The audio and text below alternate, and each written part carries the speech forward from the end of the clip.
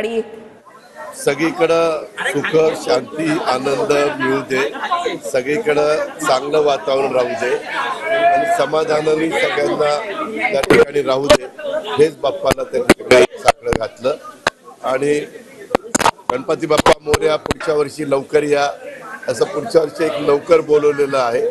तशा पद्धतीनं त्यांना एक विनंती केलेली आहे. मुख्यमंत्री म्हणाले की गणपती बाप्पाचा महायुतीला आशीर्वाद आहे, राज्यामध्ये पुन्हा महायुतीचं सरकार आहे. माझी तुम्हाला विनंती आहे, मुख्यमंत्र्यांना जे वाटतं ते मुख्यमंत्री बोलले.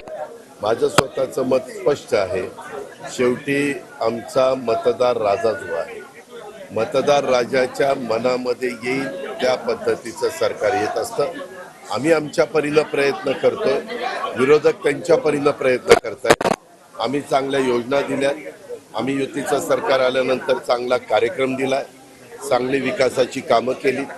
आज केंद्राचं तिसऱ्यांदा मोदी साहेबांच्या नेतृत्वाखालचं सरकार आलेलं आहे. त्यांच्याकडनं मोठ्या प्रमाणावर राज्याच्या सर्वांगीण विकासाच्या करता निधी आणण्याचं काम आम्ही करतोय. सुरुवात पहिल्याच कॅबिनेटला वाढवणचं ₹1,00,000 कोटीचं बंदर हे आपल्याला मंजूर केलं. काल पण वंदे भारत आपल्या इथनं सुरू झालेले आपण पाहिलेले आहेत. नॅशनल हायवेची मोठ्या प्रमाणावर कामं चाललेली आहेत, कोस्टल रोडची कामं चाललेली आहेत. केंद्र देखील आपल्याला सर्वतोपरी मदत करत आहे. मध्ये आम्ही सगळ्यांनी विनंती केलेली होती, कांदा निर्यात बंदी उठवा, ती पण बंदी उठवलेली आहे. सोयाबीन उत्पादक शेतकरी, कापूस उत्पादक शेतकरी, ऊस उत्पादक शेतकरी हा सगळा जो घटक आहे, आणि दूध उत्पादक शेतकरी, दूध उत्पादक शेतकऱ्याला दुधाचे पावडर परदेशामध्ये पाठवण्याच्या करता अनुदान द्या, अशा 5-6 मागण्यामध्ये अमित शहा साहेब आपल्या महाराष्ट्राच्या दौऱ्यावर आले असताना आपण केल्या आणि त्याच्यातल्या 2 मागण्या मान्य झालेल्या आहेत. बाकीच्या पण मागण्या टप्प्याटप्प्यात कॅबिनेटमध्ये मंजूर करून घेतल्या जातील, अशा पद्धतीनं सुतोवाच त्यांनी केलेला आहे. ज्या त्यांनी मागण्या निर्यात बंदी उठवलेली आहे आणि आपल्या सोयाबीनच्या संदर्भामध्ये जो काही टॅक्स मला वाटतं 15% का काहीतरी तो त्या ठिकाणी काढलेला आहे, त्याच्यामुळं एक थोडंफार समाधान आम्हाला चांगल्या पद्धतीनं मिळालेलं आहे. त्याबद्दल मी मोदी साहेबांचं, अमित शहांचं आणि केंद्र सरकारचे देखील आभार मानतो. परंतु राहिलेले पण प्रश्न आहेत, ते पण लवकरात लवकर निकाली निघावेत, अशा प्रकारची महाराष्ट्रातल्या शेतकरी वर्गाची, महाराष्ट्राच्या महायुती सरकारची आणि आमची सगळ्यांची मागणी.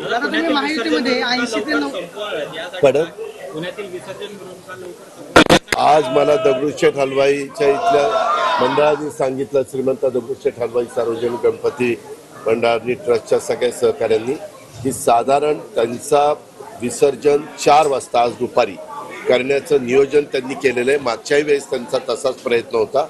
आज जर ते 4 वाजताच करणार आहे आणि तसं जर केलं तर त्याच दिवशी विसर्जन झालं तर पोलिसांना पण सोपं जातं, नागरिकांना पण सोपं जातं. नाही तर 36 तास मिरवणुका लागल्या तर शेवटी पोलीस पण माणूस आहेत, त्यांना पण भार त्या ठिकाणी म्हणजे बराच काळ ड्युटीवर थांबावं लागतं. 22, 24, 36 तास ड्युटी करावी लागते. तर सगळ्यांनी अशा प्रकारच्या गणेशोत्सवाच्या कार्यक्रमात किंवा कुठलाही त्योहार जो असतो, सण जो असतो, त्याच्यामध्ये आपण पण आपलं जे काही बंधनं असतात त्याचं नीटपणे पालन करावं. कायदा सुव्यवस्था चांगली ठेवण्याच्या दृष्टिकोनातून राज्य सरकारला जी जबाबदारी उचलायची असते आणि आमच्या पोलीस यंत्रणेला जी जबाबदारी उचलायची असते ते पोलीस उचलतातच, तिथं कुठंही काही कमी आम्ही पडून. पण नागरिकांनी पण सगळ्यांनी हा एवढा मोठा उत्साह, सगळ्या जाती धर्माचे लोक त्याच्यात इन्व्हॉल्व होतात. पुण्याची तर एक वेगळी परंपरा आहे, पुण्याचा एक वेगळा नावलौकिक आहे, त्याला साजेसं काम पुणेकरांनी पण करावं असं मी आव्हान पुणेकरांना करतो आणि महाराष्ट्रामध्ये देखील तशाच पद्धतीनं व्हावं अशा प्रकारची अपेक्षा आहे. आज आज आज आज गणरायाचं गणराय गणपती बाप्पा मोरया, पुढच्या वर्षी लवकर या, अशा पद्धतीनं आपण गणरायाला निरोप देतो. आजच्या दिवशी हा असं म्हणला, तो तसं म्हणला, ते तर आपल्याला उद्यापासून आहेच ना.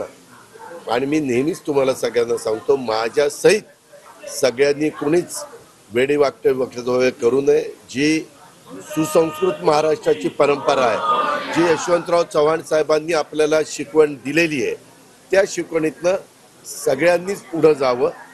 जाती जातीमध्ये तणाव होईल, समाजामध्ये कुठंतरी काही अंतर पडेल किंवा राजकीय पक्षांच्या मध्ये ह्यांनी असं म्हटलं म्हणून त्यांनी तसं म्हणायचं, त्याच्यातनं वातावरण गढूळ होतं.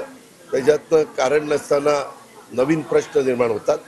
ते प्रश्न निर्माण करण्याचा कुणीही प्रयत्न करू नये. जे चुकीचं वागतील त्या गोष्टीला माझा विरोध आहेच. मी त्या गोष्टीचा निषेध करतो. दादा माहितीमध्ये तुम्ही